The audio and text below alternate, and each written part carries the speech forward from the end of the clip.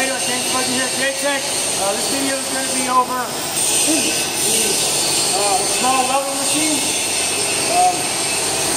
This one here, there are many different varieties. This one here happens to be a Lincoln Electric AC current, and it goes up to 225 arc welding, means 225 amps for output.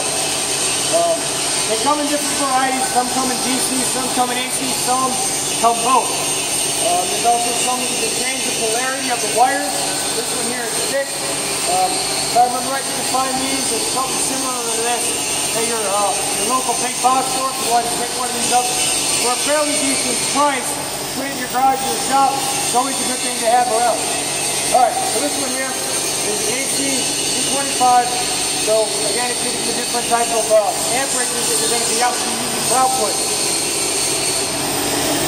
The amperage that you want to use can vary on type of rod, size of rod, where and how you're working with that rod, and also some of it's custom on your own personal, your preferences on speed and how much penetration you need on the speed that you can put down your stick weld. So this one here, after you set at 105, you can go up.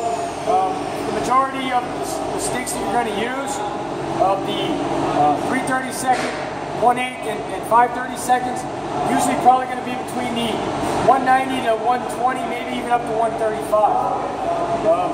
Like I said, this one here is AC powered, so it's run right off the wall. This one here requires 230 volts AC current from the wall. Some of them, again, can hook up to a DC generator. Some of the input powers can vary. And again, it's just real easy. Switch it on, switch it to the designated amperage rating. Turn your stick, turn your power on, and you're ready to go. Now, at the end of these two cables, the first one here you're going to have is your electrode. This electrode here has been worn. As the rod gets a little closer, it starts to tend to burn the plastic covering. Those are replaceable, so you can fix those. A lot of people also call this a stinger. To do when you're welding, obviously, like I said, it's turned off right now, so we're in the safe variety. You just put your rod in, let go of the little clamp, put it in your hand. Obviously, you're going to want a welding shield, some more safety aspects of the shield. Definitely want some gloves because the area right here gets extremely hot. And then you can have it at different angles. Somewhat, again, up to your preference or exactly how you're welding. This one here looks kind of odd, but I'm sure if you wanted to or needed to, you could probably get away with it. Most people like to put it right about a 45 because you're doing a nice little flat area, nice and easy and accessible. If you're doing a T-plate, you might actually have to do this, do it at an angle like this, so that way you can get in that little groove of that T-plate or the channel. So anyway, like I said, this is your stinger. As soon as you put the electrode in it, you have that power switch on, this is hot. We'll talk about sticks here in a second. The other portion of this board, these are all nice and tangled up. Good news, that comes off the trip hazard. This is your grounding connector. So this ground here, just attach it to whatever piece of metal you're using. When you're in the shop on your table, you're out working on a vehicle, take your grinder, you grind a nice piece of chunk of metal to get this wrapped onto. That's fairly in that same area. Get it nice and clean off the paint, get it nice down to bare metal, put this on it, and that'll create a nice good ground. And on this, you know, on how, at least on DC current works, AC current's a little bit different. If this was the DC, power's coming in through from the ground, and then coming out back out the electrode. AC, it's going to be going back and forth. This is an AC machine. That electrode is bouncing back and forth between the ground and the positive. So then again, this one here is routed to whatever surface you're using. We got it on this table, right here. Again, some nice good welding gloves would be used. You're going to need a hammer, chip away at the slag when you're done with that welding.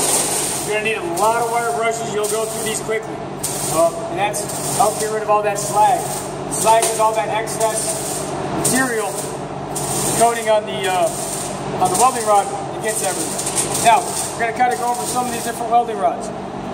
Like I said, they come in 3 basic varieties. 3/32 of 1/8 and a 5/32 diameter. And the diameter you're looking at is the actual round metal fillet portion of the rod. Now the flux, these are all flux coated, and that's what the outer coating of it is. The flux is made of different materials, so what that does is help create as it burns, it creates an air pocket around the molten metal, so that way it leaks into oxygen and allows it to melt. So now we go into some of the different varieties here on the stick numbers. Alright, so now on the welding rods, and you probably won't see them on the rod here, but on the package you will see it. You're going to have, normally you're going to have a first position is going to be an E, and that's going to mean that it's an electrode rod. And that's for this type of welding, for the small type of welding. The next number on the 60 here, or even up on the 70, that's the tensile strength. So the tensile strength of the electrode is in pounds per square inch, so that means it's 60,000 pounds per square inch once that weld is attached, or once that weld and that bead is laid on the piece of metal. Now that can go a little high, a little low, depending on your penetration, how fast you were using, the amperage that you're using on it, so that, depending on the weld itself, will determine some of that actual tensile strength, but on average it should be right around that 60 or 70, depending on that weld. Your next position, obviously all these are zeros, are going to be your the position of your weld. So, and that's the position of, I'm sorry, the third character, my apologies, on the 1 is the position of your weld. Now you're going to end up, I'm sorry about that, my apologies, instead of zeros. The 1, and these are all 1s, but you can have a 1 for a flat, vertical up, or overhead weld. If you had a 2 on any of these, like a 70-24 or a 60-21, something along them lines, that would be a flat or horizontal only. So basically just running it right alongside this table, like a table right here, or laying flat down. 4 would be a flat horizontal, overhead, or vertical going down. There's a couple others, but those are really the main 3 that you're going to use is a 1, 2, or a 4 for that last position. So, again, like I said, they come in various different lengths. Actually, I'm sorry, there's one more position. The last position, or the last 2 positions also is the coating, and the type of flux that it actually has.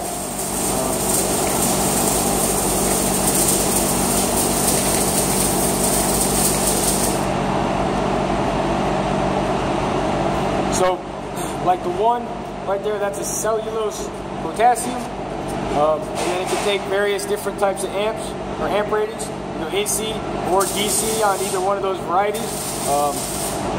Let's see, we got the 3 in there. So the 3 is titanium potassium. So that's again an AC or a DC. And then we got a 4 right in here. So that's an iron powder type titanium.